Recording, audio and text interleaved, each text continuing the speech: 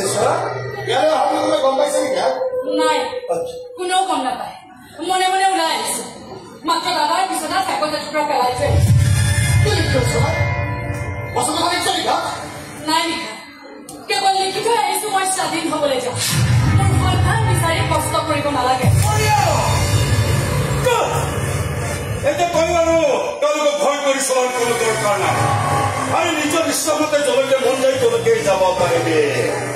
আজি ৰাতি গৈ পেলাই তই ট্ৰেইনত উঠি দিবি আৰু ট্ৰেইনখনে তহঁতক ডাইৰেক্ট লৈ যাব চৌপুৰীলৈ।